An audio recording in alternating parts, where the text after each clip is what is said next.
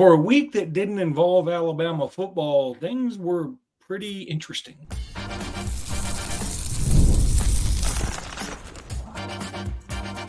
You are Locked On Bama, your daily podcast on the Alabama Crimson Tide, part of the Locked On Podcast Network, your team every day. Hey, everybody, and welcome back into Locked On Bama. Luke Robinson with the AHSA Radio Network. That's me. Jimmy Stein with Bama Online. That's him. Want to thank you everydayers for joining us every day and making us your first listen. And, this episode is brought to you by Game Time. I'll tell you about Game Time in just a bit. Jimmy, wow, what a weekend. I didn't think it was going to be a very interesting weekend at all. I always like college football, but holy cow. You start off with North Carolina giving up 70 points to the fifth president of the United States, I think. I think they make cupcakes, like literally. What are those old Madison cupcakes? That's Dolly Madison. Different school? That's Dolly Madison. Yeah, different school? Different school. But, yeah, because this one was no cupcake. I can tell you that. That was a bye game for North Carolina, too, obviously, by the way. I mean, poking fun, but that was a bye game. They had to pay to get humiliated like that. $500,000. And then a former kicker at Alabama who's transferred over to the University of Buffalo kicks a game winner. Eli Holstein's team is still undefeated at Pittsburgh, who transferred from Alabama. And a bunch of dudes who transferred from Alabama over to Florida State got their first win. But, I think the story, at least around these parts, as we say, down here in the southern region of the United States, is Auburn losing again at home to a team that, frankly, is not as good as they are. And you say, well, you're locked on Bama. Why are you talking about this? Well, we'll talk about Tennessee, too, and we'll talk about – because we play these teams. And, we're recruiting head-to-head with Auburn more now than ever. And I think it's important that Auburn looked like hot vomit while Caleb Cunningham was there. They just – and Anthony, I think Turbo was there, too. Okay, did he end up showing up? I don't know that. I know he was scheduled to be there. Oh, that was fortunate, I guess. Maybe he did, but I haven't seen a report of his being there. But I saw he was scheduled at one point to even make that an official visit to Auburn this weekend, but that could have been canceled. To be honest, I don't really keep up with Auburn's recruiting in terms of who's coming every weekend. I keep up with how they're doing after they get commitments and who we're fighting, to land against them. And Luke's exactly right. We recruit head-to-head against Auburn more right now than Alabama has in recent years due to Hugh Freeze his history as a recruiter and NIL and other factors. But Auburn not doing well benefits Alabama. There's no question that's true. So it is Alabama specific news, particularly when Alabama doesn't play. Yeah. And, good on Sam Pittman for getting a win too. He needed this.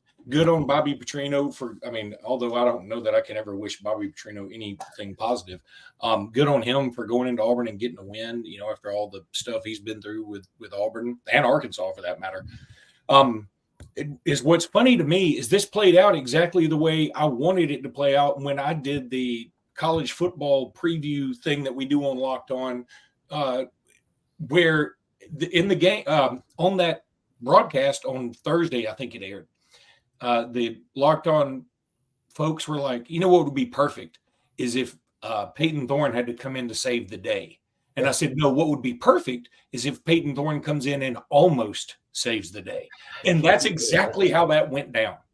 You nailed that. I said, I was unaware you had said those comments, and it's not surprising at all. We would have the same be on the same wavelength. I watched the Auburn game with other Alabama fans in Florida, and I said that was my prediction too. My prediction is Hank Brown will start this game. Peyton Thorne will finish it. He will either be the hero or it won't be enough to save the day. It'll be one of those two things. But I was adamant that Peyton Thorne would end the day. I thought the Hank Brown talk last week was, or the extent of it was borderline ridiculous.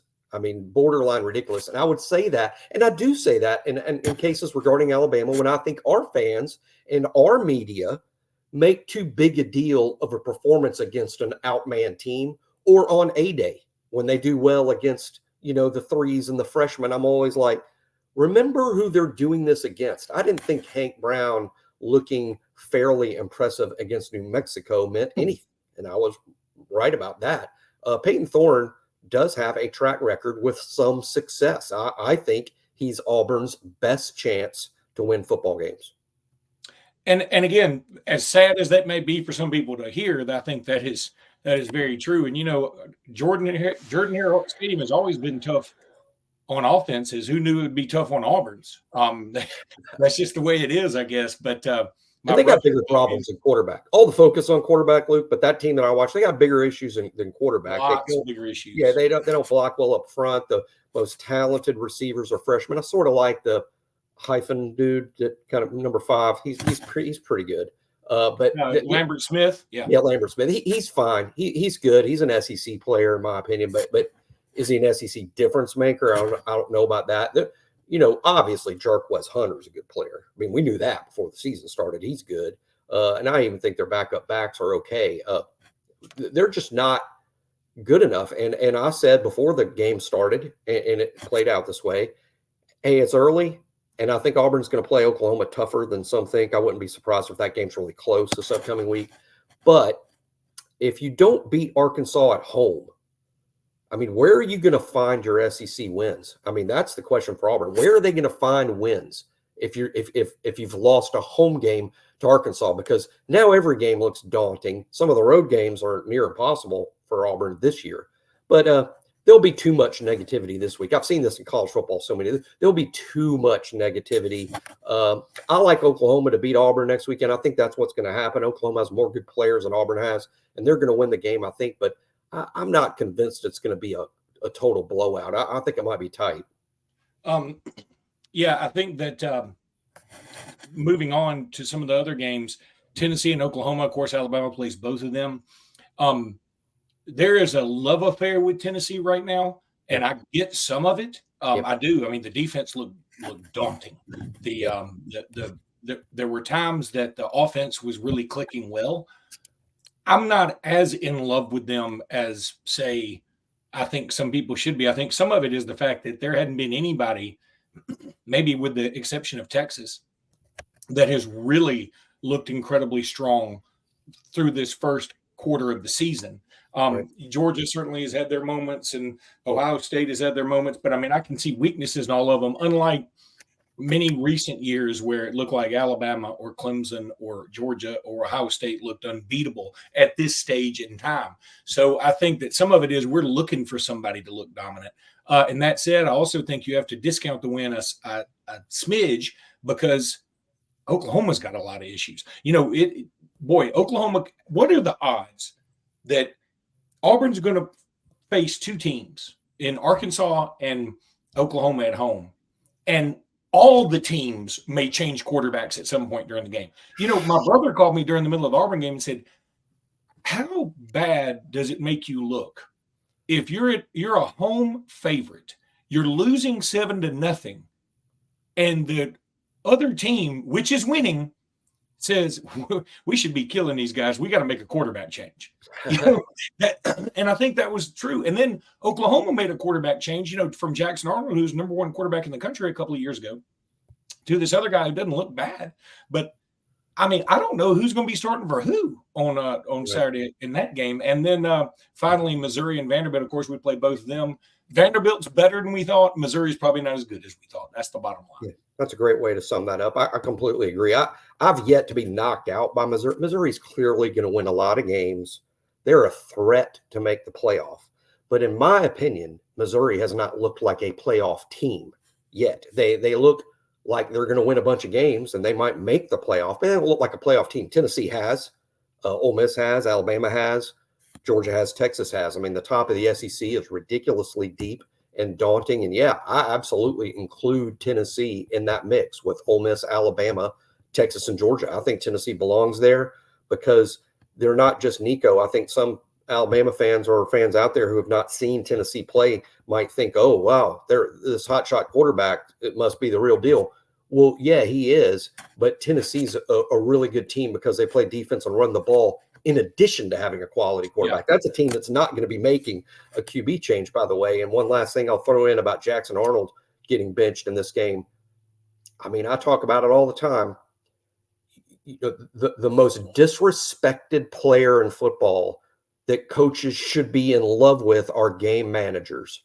Oklahoma gets rid of their game manager because they can't wait to go with the 5-star talent. Dylan Gabriel's undefeated at Oregon and probably in the playoff. And meanwhile, Jackson Arnold gets benched. Kansas State runs off game manager Will Howard because they can't wait to turn it over to the Avery Johnson era. What's happened there? We could name other examples as well. And I would even say Ohio State probably got rid of Kyle McCord too early too.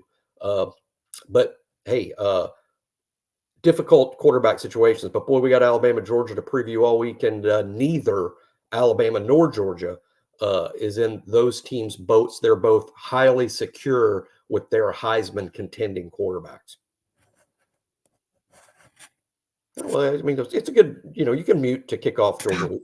Dog it. Well, we're kicking off Georgia week the right way, right? Yeah. Well, what I said was, and it was very succinct, we got a little Georgia, Alabama to talk about in this next segment.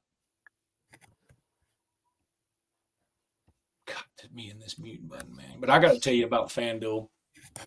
Hey, NFL fans, you can start the season with a big return on FanDuel, America's #1 sports book.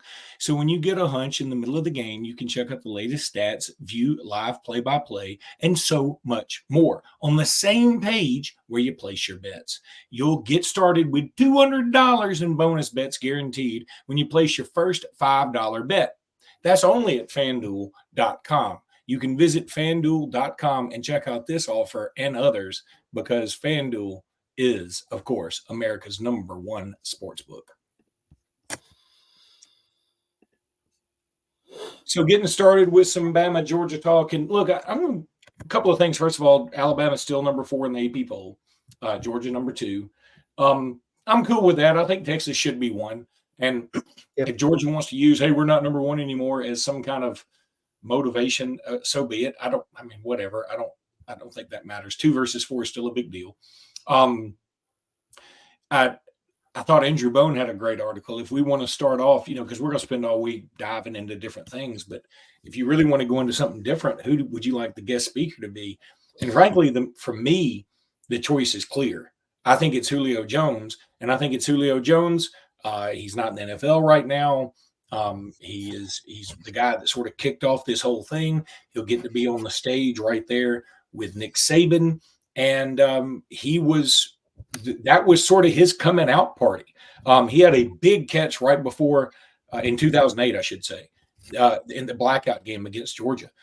He had a huge catch right at I think it was from John Parker Wilson right before halftime. And it was also a game where A.J. Green, who was the other ballyhooed wide receiver, who was awesome, but he didn't have a great game. You remember Dante Hightower stole a pass from him. I think it went as an interception, but it may have been a fumble or vice versa. I can't remember. But and A.J. Green was so upset on the sideline. Meanwhile, Julio Jones was just doing his thing. And I think Julio Jones should be the best guest picker, and I'm here for it. I would love it, of course, because I'm a huge Julio fan. I think another interesting selection would be Miss Terry. And this is why, because she's so beloved in Tuscaloosa. She's also probably the country's most famous coach's wife. I don't know that there's a coach's wife out there as famous as Miss Terry. And with Nick Saban playing such an extremely prominent role on game day, it makes sense. And I think that would be great. But I love your Julio wish. Not against that, not against Nate Oates. But, my thing as far as guest picker is what I enjoy myself, and I'm probably in the minority on this, and I accept that, but I sort of enjoy it when it's a literal celebrity. Me too. That has some tenuous connection, either a direct connection or a tenuous connection to the home team. And by that, I mean, I enjoyed Blake Shelton. Blake Shelton's always funny. Blake's just a naturally funny guy. I thought he was good as the guest picker just because he's funny, not because he was full of football insight. I don't need the guest picker to be full of football insight. We get that from Kirk. We get that from Desmond. We get that from Coach Saban. We get that from even McAfee. We don't need the guest picker to be, super sharp in the analysis. So I'm fine. I think, when Katy Perry was a guest picker in Oxford years ago, I thought that just kind of set the bar. It's just entertaining, that such a massive celebrity, a massive star would be on game day. So I always hope it's someone like that. I do know, in the past, a little inside baseball here, they've tried to land Channing Tatum before for Alabama games. They've tried because he is an admitted Alabama fan. I don't think he wears Alabama stuff all over the place, although he has said in interviews that he grew up an Alabama football fan. He's obviously an A-list movie star. I think guys or girls like that make for the best guest pickers myself. Okay, me too. But Channing Tatum, and while I think Channing Tatum would be super cool and it would drive the female viewership up by 10,000%, I just don't know that that's his bag. I don't know that's his bag either. They've tried to get him before and it hasn't worked out. I just happen to know that. But because those people have extremely booked schedules, when you agree to do movies and be part of making a movie, those things are set well into the future, and they're just kind of set. They can't stop making the movie because Channing has to fly to Tuscaloosa. So I'm sure that's a part of it. And also, when he's not making a movie, I'm sure he wants to spend the time with his family. So we'll see. That's just one guy. There's many others. Lucas Black, it would be another, Alabama guy. And I think there's numerous possibilities out there. But I love Julio. I love the idea of Miss Terry. All of those things would be great. The only thing I don't want to see is Namath. I only say it because I'm with you. We've done Joe Namath multiple times. I hope he's there. I hope our team gets to see him and meet him, and that Joe Willie's present. And hey, it's Joe Willie Namath. That would be great. But he's done game day for Alabama more than once, and it's just, hey, let's just flip the page a little bit. No, 100% with you on this. And the Nate Oates thing is great in a sense, but I would like it to be Nate Oates. Maybe we get another game day. Maybe Missouri's undefeated or something, and right. We get them for game day. I'm going to tell you something. It could get weird, Jimmy. We could get game day here. I think clearly it is barreling towards game day being at Alabama, Tennessee. And then and if Missouri's undefeated, I think we play them right after Tennessee.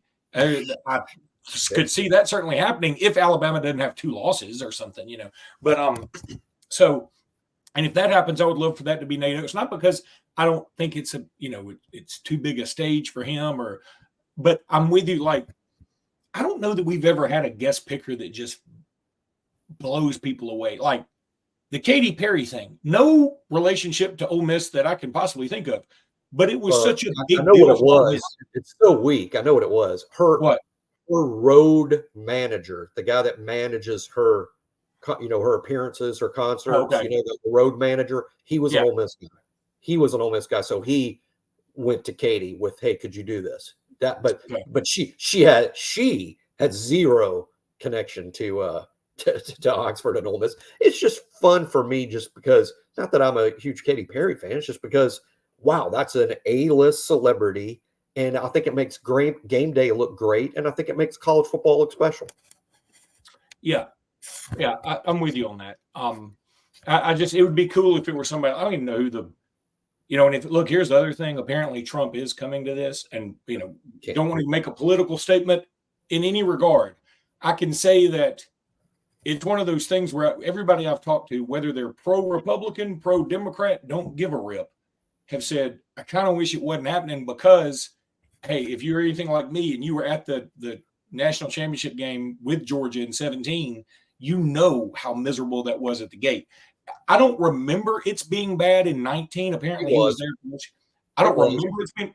The reason I don't remember is because I got to sit in a box that day. So wasn't quite as miserable for you then. Wasn't quite as miserable. It was much, much, much tougher and longer getting in the gate in the 2019 LSU game because the president was there. And I'm the same way. I just don't like how it distracts from the game and makes it extremely difficult to get in the stadium. And I would say that no matter which president, former president, or presidential candidate was there, it has no statement about Trump. It's just I don't like how it disrupts the game. And this game is big enough. We don't need. Hey, maybe you need the president there when we're playing, Western Kentucky. Okay, that's going to generate some additional interest. But this game needs no hype man, at all. And so yeah, I'm not a big fan of this happening at all. I like how I could have gotten into my seat had I got in line at 6:00 for the 6:30 kick. Now I've got to get there at 5:00. Now you've deprived me an entire hour of drinking beer and talking ball with my buddies. There we go. All right.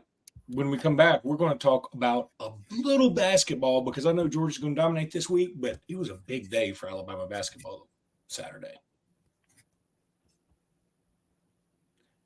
But I want to tell you about Game Time. Love me some Game Time. I've used it all the time. Game Time is my go-to. I've used it for everything. I've used it for World Series and used it for just regular baseball, college baseball, basketball, football, NFL, college, everything. Love it. Used it for concerts. It's fantastic, and it's super easy. And you want to use code LOCKEDONCollege for $20 off that first purchase. And I was with some people in Wisconsin. I used it for the Wisconsin tickets, and I saw some other people, and they said they used it because they listened to this program, and they wanted to try it out, and it worked out great. And I'm telling you right now, this is no joke. I had better tickets than Pat Murphy, and he got his through the university, and I was sitting there underneath in the shade. Everything was perfect, and Pat Murphy was scalding up top. I also love me some Pat Murphy. But anyway, so yeah, go check out Game Time. Go download the app. It's so easy to use. Jimmy and I can use it, so no problem at all there. Go download the app and use code LOCKEDONCollege for that first purchase, yo.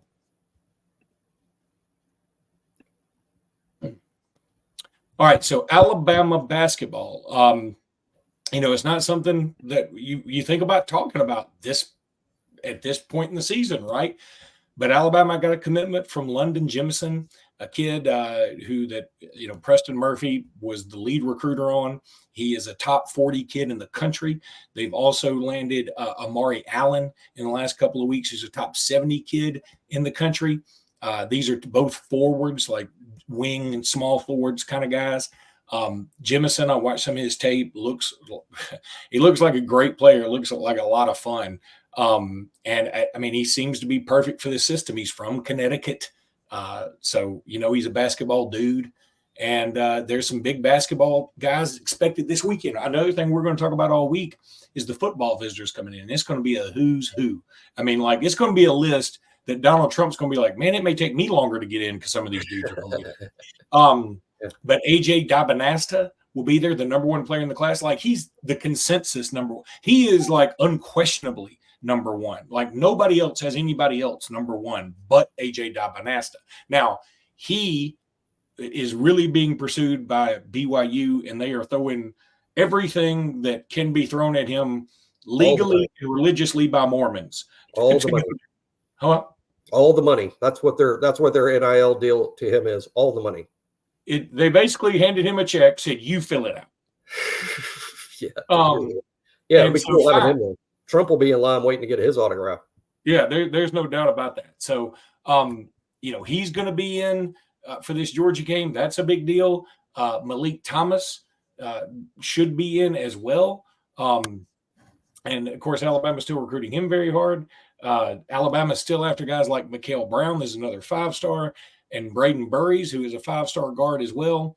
According to Bama Online, they're probably out of it with Caleb Wilson now, which, hey, so be it. Alabama's doing pretty well.